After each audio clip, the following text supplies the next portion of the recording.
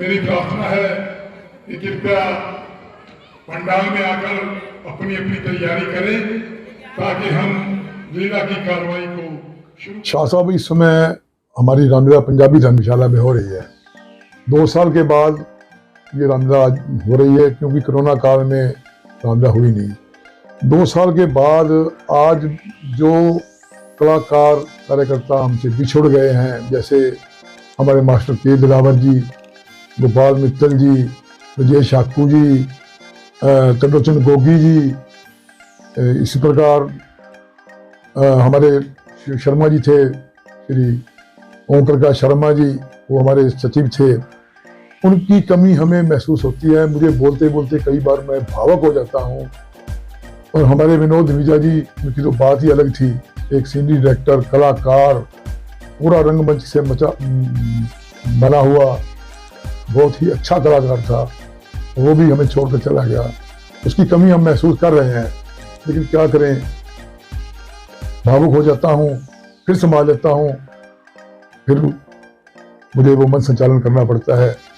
लेकिन उनकी कमी आज भी मुझे महसूस हो रही है और मेरे ख्याल में ये महसूस होती रहे। आज आपके सम्मुख भक्त मिलाप की लीला होगी। सबसे प्रथम निषाद राज का भगवान राम से मिलन, और उसके बाद भरत मिलाप।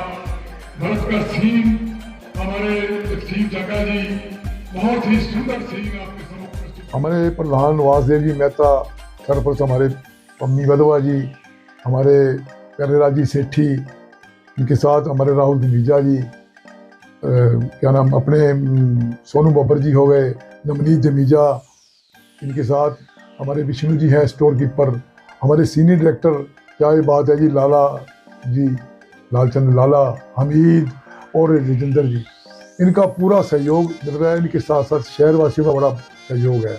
और मैं तो ये चाहूँगा कि प्रभु राम हमारे पर इसी प्रकार कृपा बनाए रखे और हमारी रामलीला पूरे परिवार की तरह इस तरह आगे चलती रहे। यही है हमारी, मेरी इच्छा यही है। और आने वाली जो हमारी जनरेशन है वो इस मंच को संभाले और इसी प्रकार ये रामलीला चलती है। या तो दीवाना हंसे या तू जिसे तौफीक दे, वरना तेरी इस दुनिया में आके मुस्कुरा सकता है कौन। नमस्कार, जिंदगी जिंदाबाद। मैं हूं आपका दोस्त और होस्ट संजीव शाद, और इस वक्त मैं जिस शख्सियत के पास बैठा हूं, उन्होंने अपने जीवन के 50 वर्ष रंगमंच को दिए हैं और आज भी उतनी ऊर्जा के साथ कार्य कर रहे हैं। जी हाँ, मैं बात कर रहा हूँ बिरज महेंद्रू जी की। महेंद्रू साहब नमस्कार। नमस्कार शाह साहब, बहुत बहुत मेहरबानी आपकी कि आज आप मेरे को मिलने के लिए आए हैं और मुझसे कुछ पूछना भी चाहते हैं। बहुत बहुत मेहरबानी आपकी। मैं आपसे मिलने भी आया हूँ और आपको टू द पॉइंट शाद के दर्शकों से मिलवाना भी आया हूँ।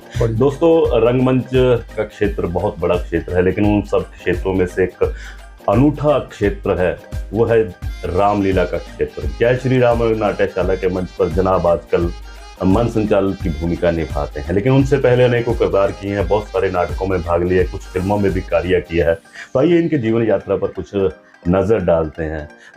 महेंद्रू जी, मैं जब आपको मंच पर देखता हूँ, आप धारा प्रवाह होकर शब्द बोलते हैं और बहुत मुश्किल काम होता है मन संचालक का, क्योंकि उसके पास कोई स्क्रिप्ट नहीं होती, उसने दर्शकों को बांध के रखना होता है जब तक अगला सीन नहीं आता। अपने इस कार्यशैली के बारे में हमारे दर्शकों को बताएं कि कैसे होता है ये सब।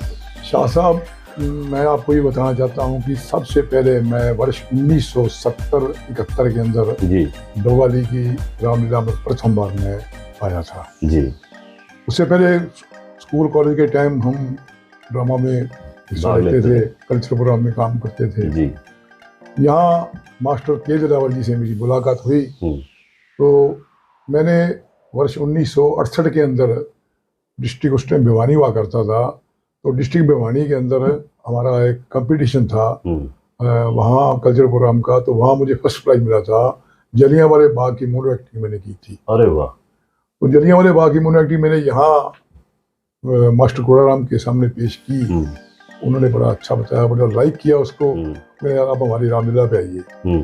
मैंने उनकी रामलीला पर आकर के वेद अरोड़ा जी से मिला और भगवान दास सिडाना से मिला। उनको मैंने एक दो अपने कॉमेडी से सुनाए, बड़े उन्होंने खुश हुए और बड़े हैरान हो गए। मैंने लगा यार हमारे को भी ऐसी कॉमेडी करवाओ, हम भी करेंगे। उनके साथ मैंने वर्ष 1970 में 2-3 कॉमेडी की, जब हमारी रामलीला डॉक्टर मुराटी के हॉस्पिटल के बिल्कुल सामने हुआ करती थी जी। मैंने कॉमेडी शुरू की। जैसे जैसे वो कॉमेडी करते गए मेरे साथ उनका लिंक बनता गया। वर्ष 1972-73 के अंदर हमारे थे नीलकंठ शर्मा जी, वो स्पेस एक्टिव थे जी, और वो बैंक मैनेजर थे यहाँ state bank of Bikaner Jaipur में। उन्होंने मेरा नाम ब्रिजलाल की जगह बिरजू कर दिया। अच्छा, मुझे बिरजू कहते थे और वेद रोड़ा को बेदी कहते। अच्छा, वो प्यार का नाम दे दिया। और हम कॉमक किया करते, सडाना साहब भगवान दास जी वो भी हमारे साथ हुआ करते। हम तीनों कॉमेडियन थे।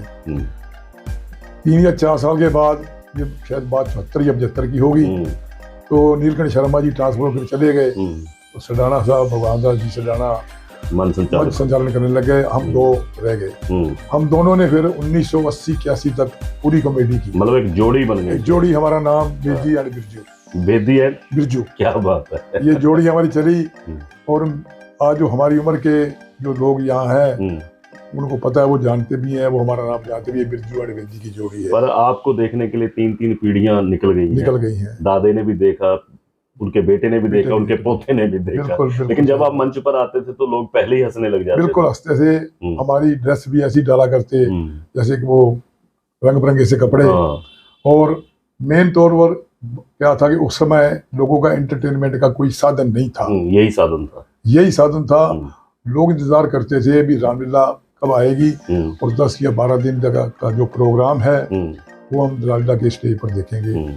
और मेन उस वक्त हमारी जो कॉमेडी थी वो हर सीन के बाद हम कॉमेडी किया करते। लोग उसकी बड़ी इंतजार करते थे।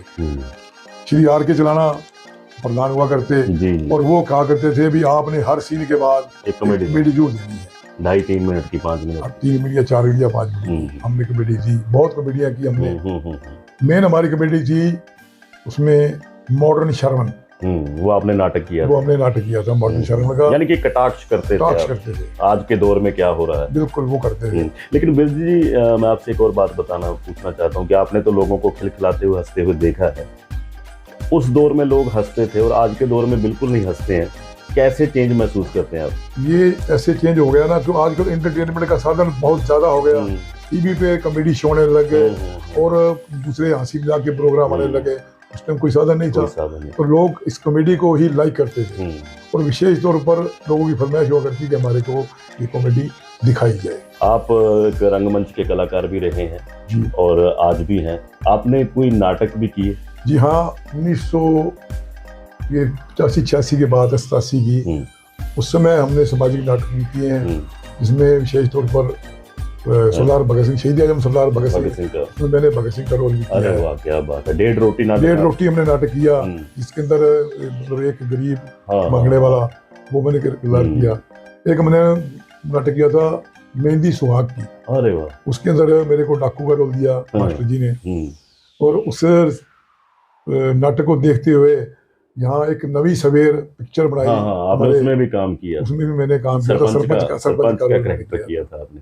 बिरजू जी, एक और भी आपसे जानना चाहूंगा कि आप फिर मन संचालक के रूप में आए। हाँ, इसके बाद क्या हुआ कि जब सरदाना जी कुछ बीमार रहने लग गए और हमने ये प्रोग्राम बनाया कि अब कॉमेडी कुछ कम होती जा रही है, तो क्यों ना कोई नया चेंज किया जाए। तो मेरे विचार से मैंने अपना विचार रखा भी क्यों ना रामायण के प्रति हम लोगों से सवाल पूछें, जागरूक करें।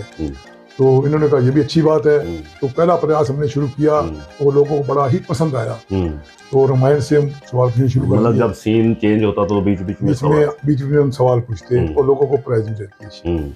शहर में लोग इसको स्पॉन्सर करते, ये हमारे सौजन्य से ये प्राइज दिया जाए, हम दे देते थे। ये सरदाना जी बीमार हो गए, रंगीला जी की उस टाइम देहांत हो चुका था। तो मेरे को इन्होंने कहा भी आप मन संचालन संभालेंगे। मैंने कहा भी चलो देखते हैं, कोशिश करते हैं। फिर आप जैसे भाइयों का प्यार कुछ लोगों को देख करके सुन करके और मैंने वो शुरू किया। और मुझे आज समझ लो 2022 हो गए हैं, 40-45 साल के लगभग संचालन करके मुझे 10 दिन लगातार बोलना पड़ता है। 10 दिन लगातार बिना किसी स्क्रिप्ट। हाँ, भगवान राम की कृपा से। और जो लोग सुनने वाले दर्शक जो हैं उनका जो सुनना और प्यार से सुनना, ये बोलने वाले की जो है वो हिम्मत होती है कि मुझे लोग सुन रहे हैं, प्यार से सुन रहे हैं, तो क्यों ना बोलता रहूं। वो एक प्रवाह सा बन जाता है, कंटिन्यूसी बन जाती है, तो बोलते रहते हैं। लेकिन दोस्तों, सबसे मुश्किल काम जो होता है वो मन संचालक का ही होता है। मैं भी बहुत सारे मंचों पर मन संचालक की भूमिका निभाता हूँ, लेकिन जब बिरज जी को देखता हूँ तो बहुत कुछ सीखने को मिलता है मुझे। और इतने सारे शब्द इनके आगे पीछे होते हैं और उनकी कंटिन्यूटी इतनी बड़ी ज़बरदस्त होती है कि दर्शक खाली वक्त में भी खाली नहीं होते। उनसे कभी सवाल पूछ रहे हैं, कभी कोई चुटकुला सुना रहे हैं, कभी कोई बात कर रहे हैं।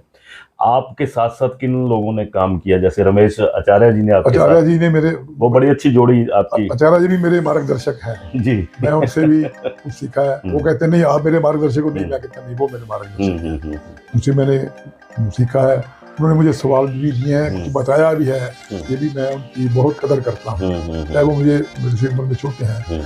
सीखने के लिए चाहे कोई छोटा भी हो, उससे भी सीखना किसी से भी जा सकता है, किसी से भी सीख लीजिए।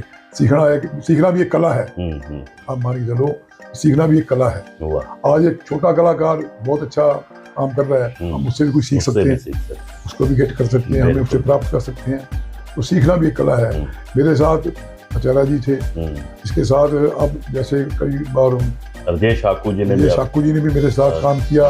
वो भी काफी कुछ मेरे साथ बोलते थे और मजाक भी हम करते थे स्टेज के ऊपर एक दूसरे के साथ, ये लोगों को हंसाने के लिए, मनोरंजन करने के लिए। आज राजेश शाकू जी नहीं है मेरे साथ, लेकिन मुझे उनकी कमी महसूस होती है। कितने मन संचालक आपने देखे? मैंने मेरे जीवन में 3-4 मन संचालक देख लिए और मैं अभी वहां तक पहुंचा नहीं जहाँ तक वो थे। क्या बात है, किनके आप कुछ नाम गिना सकते हैं उनके? जैसे नीलकंठ शर्मा जी थे, अजीत रंगीला जी थे, प्रभादास सुजाना जी थे, और रमेश सचदेवा जी हैं, या इनके साथ राजेश शाकू जी बेचारे ये थे, मैंने मन संचालक किया है। क्या बात है, बहुत बड़ी भूमिका होती है दोस्तों। और बिरज जी आज भी जब रामलीला पर माइक पकड़ते हैं तो एक नया उत्साह आता है, नई उमंग आती है। क्या कहना चाहेंगे दर्शकों को और हम जैसे कलाकार जो सीख रहे हैं उनको? मैं सबसे पहले तो सच्चाई पूछते हो, मैं आपके मन संचालन से भी कुछ सीखता हूँ। जब आप मन संचालन करते हैं तो मैं उस टाइम कुछ सीखता हूँ भी, शाह साहब क्या बोल रहे हैं, इसको हम अपने अंदर हासिल करो। जी। और दर्शकों का मैं बहुत बहुत धन्यवाद करना चाहता हूँ कि जो मेरे को इतना सुनते हैं, और क्योंकि सुनने वाले की देखने वाला इज्जत करेगा तो सुनाने वाले को भी बहुत मजा आएगा। बिल्कुल सही, ये है बात। आज लोग मुझे सुनते हैं, मेरी बात को मानते भी हैं। अगर मैं कुछ गर्मी में या कुछ कह भी दूं तो वो सहन भी करते हैं, और फिर मैं उसको बात को मजाक में टालता भी हूँ, मजाक कर रहे हैं भाई। तो देखो सर, बात ये है भी स्टेज को कंट्रोल करना by hook and by crook, जैसे भी हो स्टेज को कंट्रोल करो। आगे लोगों का जो जमावड़ा है वो खिले ना या शोर शराबा ना हो, उसको हैंडल, यानी कि दर्शक खाली ना बैठे क्योंकि खाली बैठना ही शैतान का घर है। बहुत बढ़िया दोस्तों, कहते हैं कि छोटा करके देखिए जीवन का आकार, आंखों भर आकाश है मुट्ठी भर संसार। ये बड़ा बड़प्पन है, ये हम आज भी सीख रहे हैं, जबकि हम इनसे सीख रहे हैं, लेकिन ये फिर भी कहते हैं कि मैं कहीं ना कहीं किसी न किसी से हर पल कुछ ना कुछ सीखता रहता हूँ। हर रात्रि जो होती है, हर नाइट जो होती है, हर रामलीला की जो प्रदर्शन करने का मंच होता है, हर पल नया कुछ सीखने की परंपरा जारी रहती है।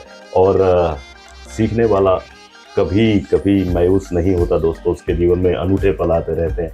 बहुत बहुत धन्यवाद बिरज जी आपका कि आपने समय दिया, और आपकी ओजस्वी वाणी इसी तरह से चलती रहे। और राज कपूर साहब की एक बहुत खूबसूरत पंक्ति है, show must go on, show हमेशा चलता रहेगा। तो आइए दोस्तों, आप भी इस इंटरव्यू को लाइक करें, कमेंट करें, शेयर करें और मुस्कुरा कर कहें जिंदगी जिंदाबाद। जिंदगी जिंदाबाद। आईना सी होती है जिंदगी, तुम भी मुस्कुरा तो वो भी मुस्कुरा देगी। हुनर सब में होता है, तो चलो फिर करते हैं हुनर की बात। टू द पॉइंट, जिंदगी जिंदाबाद।